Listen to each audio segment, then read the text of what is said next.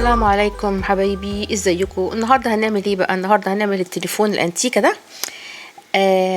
دي قطع خشب كده هو تتباع في المكتبات للاعمال الكرافت وكده. انا لقيت الشكلين دول فقلت استعملهم اطلع منهم حاجه. وده واحده طويله وده سلك عادي بيبقى فيه منه الوان. ودول اللي هم بتوع الجولف، لعب الجولف، البن اللي يتحط عليه الكوره. طبعا انتوا عارفين انا بجمع الحاجات دي كتير يعني. وده عبارة عن خرز، انواع اشكال خرز. ده كمان خرز على شكل هلال. الحاجات دي كلها بيبقى ليها يعني فايدتها حلوة وكبيرة. المهم، عندنا ايه تاني؟ هنبتدي بقى نجمع الحاجات دول. ده طبق بلاستيك اللي هو غطا بيبقى علبة الزبادي. يلا بينا نشوف هنعمل ايه. يلا بسم الله الرحمن الرحيم. هحط ده كده بالمقلوب واضغط عليها. ودي اللي هنعمل بيها ايه، البودي بتاع التليفون. احاول بقى انا اصنفر الجزء الفوقاني اللي هو بومبي ده والمدور عشان يبقى ايه ستريت. ليه؟ عشان اقدر احط ده العصايه دي في النص تبقى ايه قاعده، اقدر اعمل عليها السماعات بتاعت التليفون. دي بتاعت الودان. هقطع جزء صغير كده اصنفره من الجنبين عشان يبقى ايه املس يعني كويس. الزقه واحط عليه اللي هم البيدز الخرز اللي هو على شكل هلال، واحده شمال وواحده يمين. كده انا عملت ايه القاعده بتاعه السماعه.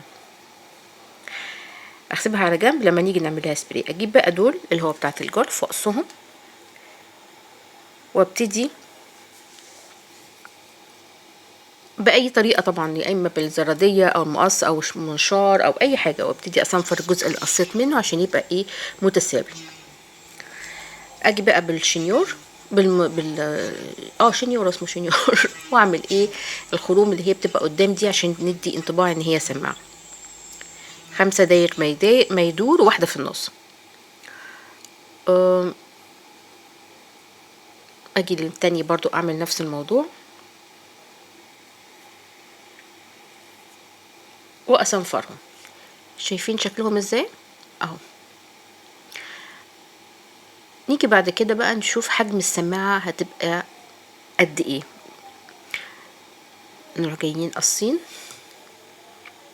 واعمل خرم هنا وخرم هنا. الخرمين دول اللي هنزل منهم الخشبية اللي هي هستعمل الخلة بتاعت السنان لانها رفيعة قوي، واحط فيها اللي هما اللي بتوع الجولف. اوكي بالراحة جدا ادخلها وندخل الناحية التانية.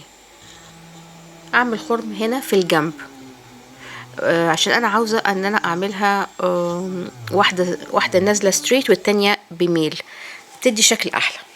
او اعمله كده واعمله واحدة كده واحدة كده. احطها كده. وطبعا الجزء الفوقاني من فوق هقفله بايه بالخرز. عندي خرز كتير قوي اشكال كتيرة.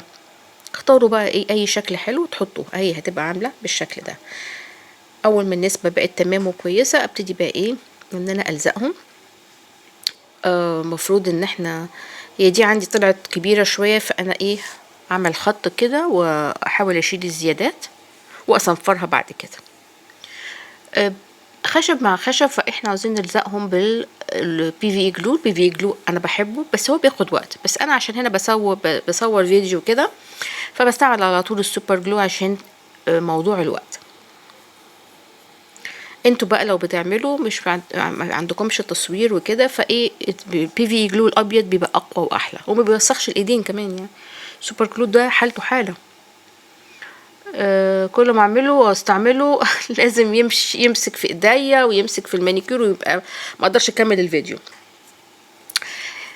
اهي بصوا اهي حطيتها وشفت النسب لقيتها ايه متناسقه، شكله حلو كيوت صغير. اوكي طيب نيجي بقى ايه الخطوه الجايه اننا نعمل السلك ده. السلك ده بيبقى انا جبته من مكتبه كده او حاجات قديمه في الكهرباء.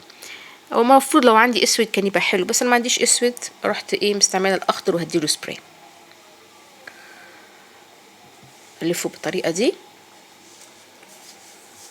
اجيب بقى الخرزايه دي عشان اقفل بيها الحته اللي ورا دي بتاعه السماعه اهي. دلوقتي هنيجي نعمل القرص بتاعت التليفون. بستعمل انا هنا الخشب اللي هي بتاعت الايس كريم دي، وعملت عليها دايره حجمها هيكون مناسب للقرص للتليفون يعني، واصنفرها عشان تبقى ايه نظيفه مدوره.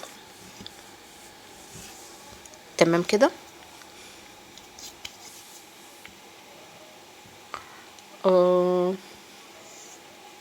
بعد كده بجيب البلاستيك شيتس دول او علبة زبادي، وابتدي اعمل عليها نفس الحجم.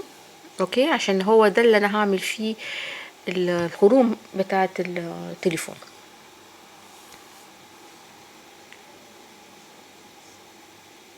اوكي، ده انا بستعملها اللي هو البلاستيك ده رفيع 0.5. ممكن تعملوها دبل لو عاوزينها تبقى تخينة شوية.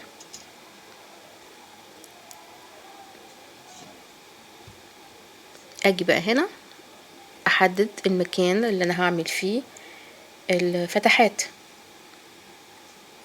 عندنا 9 ارقام،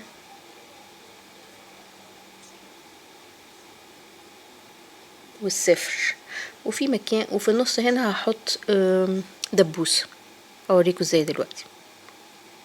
سايبين احنا جزء فاضي. اوكي، دبوس اهو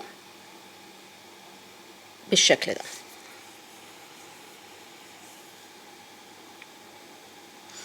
طبعا هي هتاخد، انا دهنت كده دلوقتي التليفون الخشب بالوان خشب. اوكي، لون بني، تحبوا تعملوه اسود ممكن اي لون، بس انا فضلت البني مع الاسود والذهبي بيبقى شكله حلو.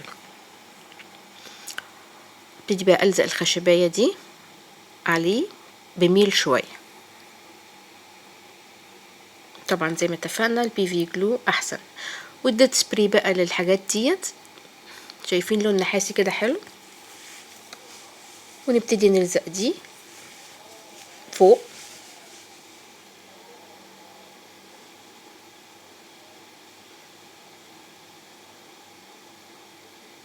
ونبتدي نوصل بيها بالسماعة السلك.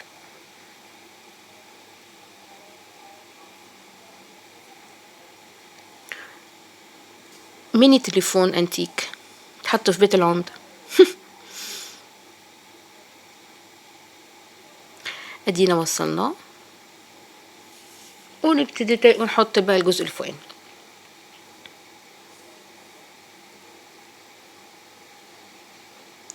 قولوا ما شاء الله، كيوت، ما شاء الله ما شاء الله. وبعدين بقى نيجي بقى الخطوة الأخرانية اللي هي نديله طبقة ورنيش، مش ورنيش، بحب ريزن أنا عشان يبان إن هو إيه في لمعة كده شوية. طبعا الريزن بنحطه على الخشب، أنا مش هحطه على الجولد اللي أنا حطيته ده، لأنه هيديله هيبقى يعني هيبوظ الشكل. أوكي، وبعد كده يا ريت تجربوه. ممكن تستعملوا يعني لو ما عندكمش الخشب ده ممكن تستعملوا غطا ازازة 7 اب او بيبسي او كده. دوروا هتلاقوا طرق كتيرة ممكن تتعمل. اعملوها واعملوا لي منشن ونشوف الشغل ده. تليفون تاني انا كنت عاملاه.